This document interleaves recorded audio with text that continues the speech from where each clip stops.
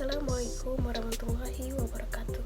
Perkenalkan, nama saya Ayuning Susia, program studi D3 Keperawatan Fakultas Ilmu Kesehatan Universitas Paletehan. Di sini saya akan menjelaskan tentang GCS atau Glasgow Coma Scale. Jadi, GCS adalah pemeriksaan tingkat kesadaran seseorang, biasanya digunakan untuk mengkaji pasien-pasien yang mengalami cedera kepala, atau bisa juga digunakan untuk pasien-pasien pada umumnya. Nah, ada 3 aspek yang dinilai dalam pemeriksaan GCS, yaitu eye, verbal, dan motorik, atau yang biasa disingkat menjadi EVM, yang masing-masing memiliki skor nilai tersendiri. E untuk 4, V untuk 5, dan M untuk 6.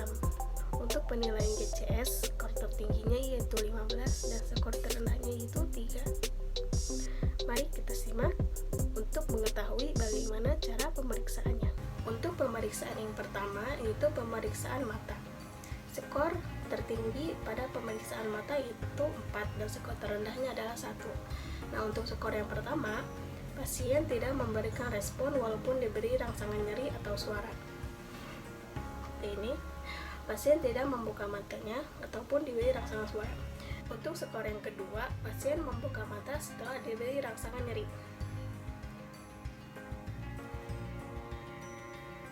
Untuk skor yang ketiga, pasien membuka mata setelah diberi rangsangan suara. Ibu boleh buka matanya. Pasien membuka mata setelah diberi rangsangan suara. Untuk skor yang keempat, pasien membuka mata secara spontan, seperti ini, tanpa diberi rangsangan suara ataupun nyeri. Untuk pemeriksaan yang kedua, yaitu pemeriksaan verbal. Skor tertinggi pada pemeriksaan verbal yaitu adalah 5 dan skor terendahnya adalah 1. Nah, untuk skor yang pertama, pasien tidak merespon ketika ditanya. Ibu boleh buka matanya. Pasien tidak membuka matanya setelah ditanya. Untuk skor yang kedua, pasien merespon, tetapi dengan bersuara inkomprehensif, tidak bermakna atau tidak jelas. Ibu, siapa namanya? Pasien merespon, tetapi dengan bersuara tidak bermakna atau tidak jelas. Untuk skor yang ketiga, pasien merespon, tetapi dengan kata-kata kacau atau tidak nyambung. Ibu, siapa namanya? Roma. Pasien merespon, tetapi dengan kata-kata yang tidak nyambung. Untuk skor yang keempat, pasien merespon, tetapi dengan konversasi kacau atau bingung. Ibu, siapa namanya? Siti. Dari awalnya saja pasien sudah bingung. Siti. Untuk skor yang kelima, pasien merespon dengan baik. Ibu, namanya siapa? Siti. Umurnya berapa? 58. Punya anak berapa, Ibu? 3.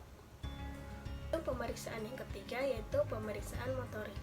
Skor tertinggi pada pemeriksaan motorik yaitu 6 dan skor terendahnya adalah 1. Untuk skor yang pertama, pasien tidak memberi respon setelah diberi rangsangan nyeri. Nah, seperti diberi tekan pada spertumnya, atau bisa juga di pundak seperti dipijat, atau bisa juga ditekan pada ujung jarinya. Skor yang kedua, pasien merespon tetapi dengan ekstensi abnormal. Contohnya seperti ini. Seperti itu, tangan pasien menjauh dari badannya. Skor yang ketiga, pasien merespon dengan fleksi abnormal. Seperti itu, tangannya ditekuk setelah diberi rangsangan nyeri. Skor yang keempat, pasien merespon dengan menghindari rangsangan nyeri. Seperti itu, skor yang kelima, pasien mampu melokalisir rangsangan nyeri. Seperti itu, pasien dapat menghindari tangan yang memberikan rangsangan nyeri. Skor yang keenam, pasien mampu mengikuti perintah. Ibu, boleh angkat tangan kanannya.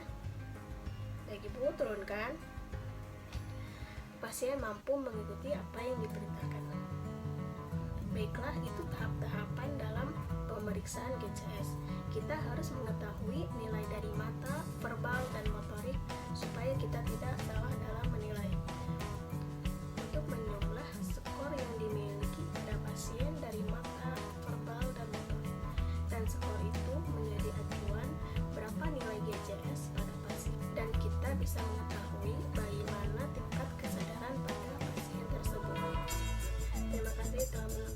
Bahwasanya